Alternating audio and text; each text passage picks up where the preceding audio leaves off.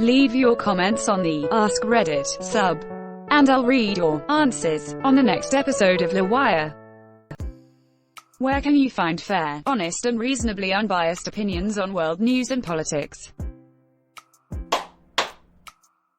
Right next to the Fountain of Youth. Next door to the hot MILFs in my area.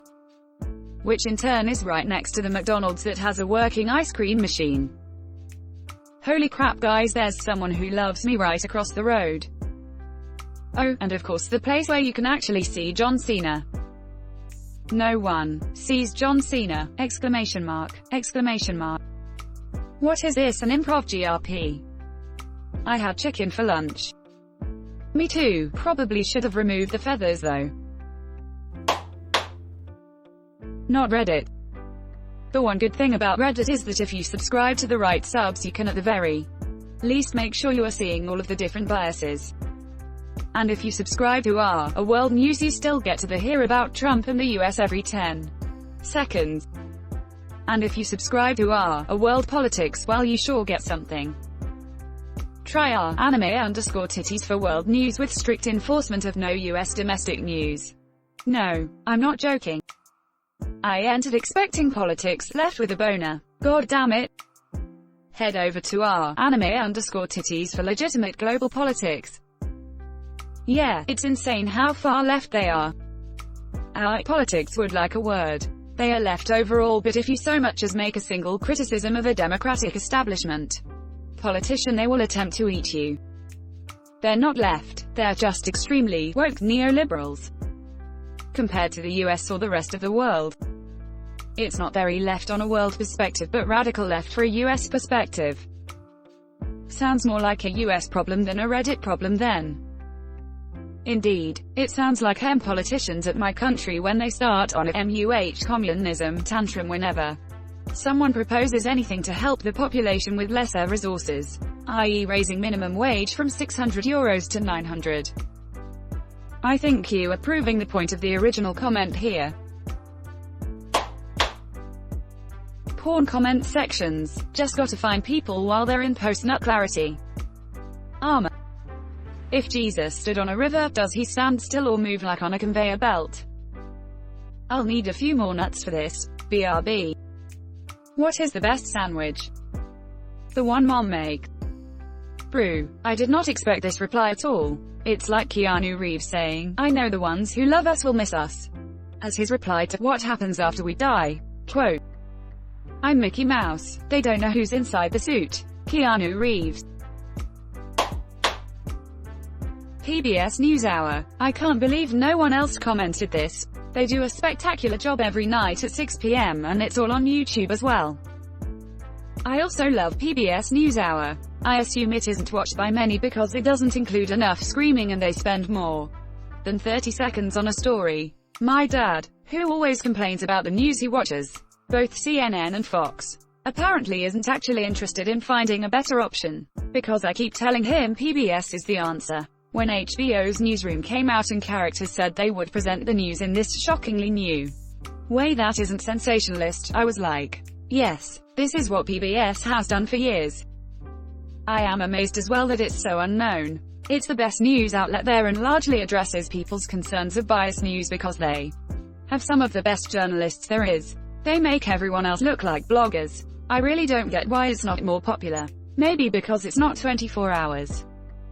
It's because it's not 24 hours. My parents like to watch the news at 9, when there's only other biased choices. Edit. My parents generally watch CNN, but aren't huge fans of it, so they tend to alternate between that and local news channels. We have cable so I can check if PBS NewsHour is on demand.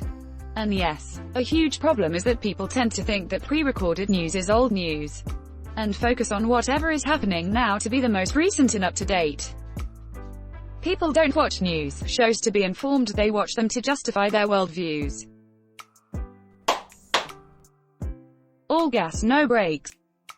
I love him because while he does seem to have a minor bias, as all people do, he doesn't fish for answers, which is what every fricking news does. Like he asks a question, gets an answer, and then when he gets an answer he asks something else. And the questions aren't supposed to trap you either. They're meant to be completely vague. Open questions.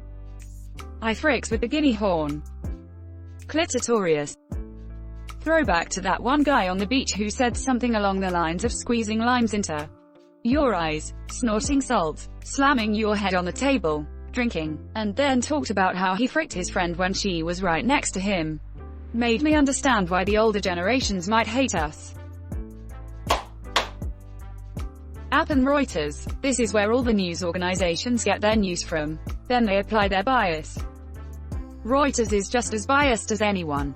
They for sure lean more conservative. They had a former correspondent quit because he felt they were suppressing stories about climate change. In Canada, the Thompson family, who own Reuters, are 100% conservative. David Thompson is the richest man in Canada. When their family has run into scandals, the media outlets they own won't touch those stories. Reuters pushes a ton of negative stories about Trudeau also. They feign balance, but are no better than anyone else.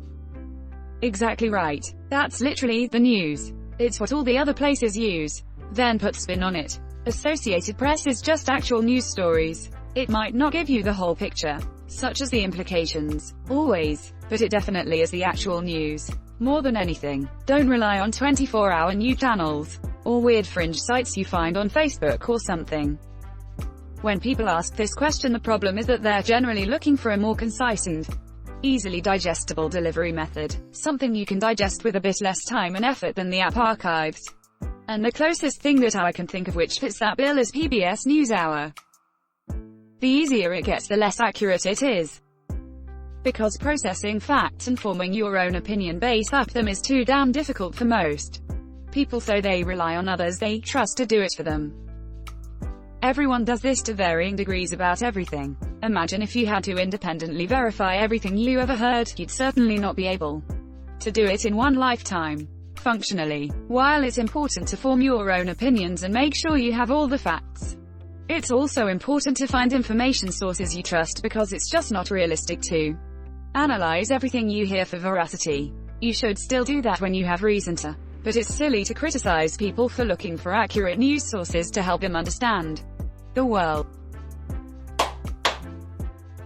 The Associated Press. It's a non-profit organization whose content gets republished by tons of other news services.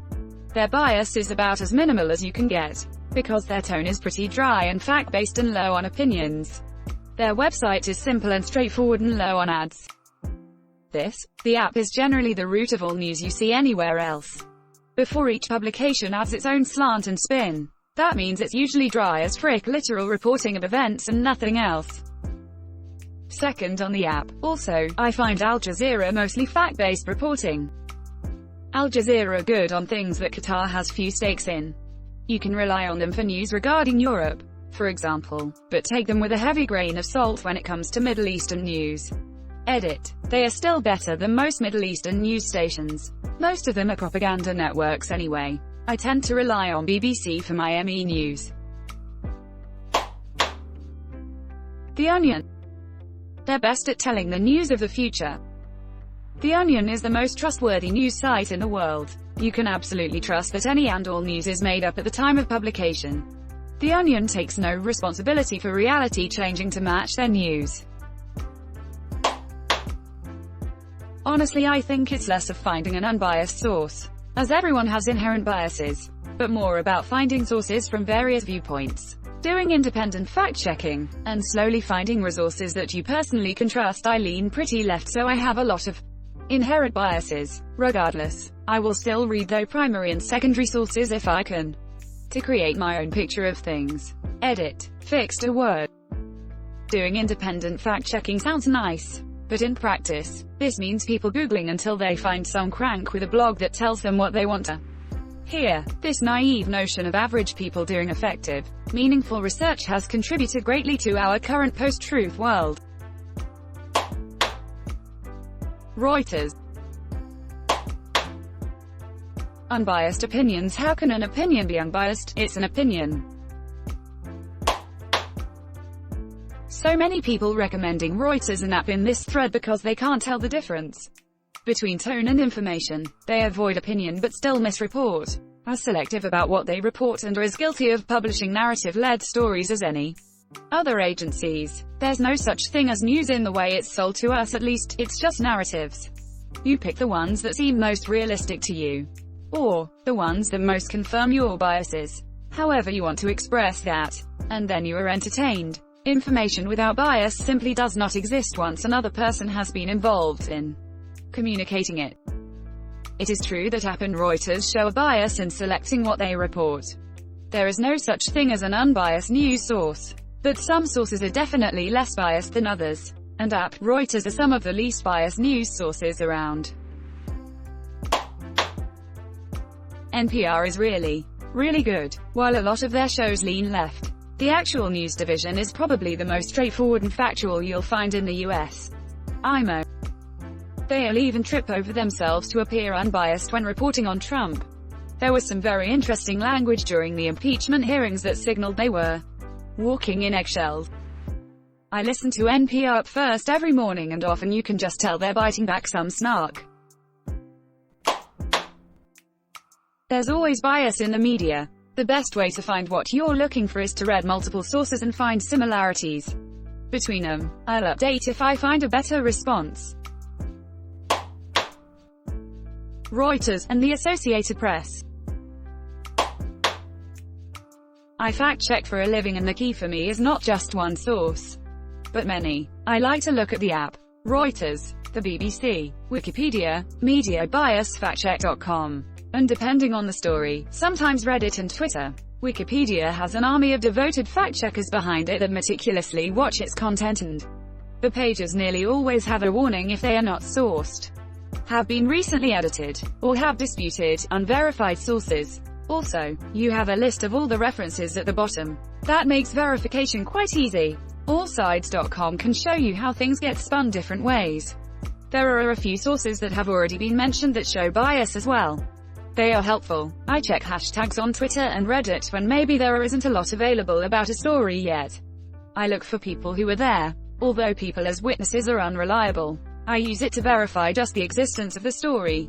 Although many people on both outlets are unreliable, I've been around both long enough to know how to skim accounts and check the reputation of the account to judge its trustworthiness. I'd like to mention that biased news outlets aren't useless. You can look at a story from both sides and see what they both report, which gives you a good idea of what the actual facts are.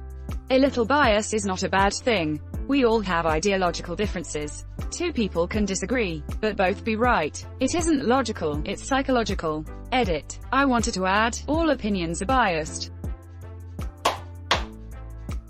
The Economist is great. They're not without bias, but I'm the best source for understanding world events.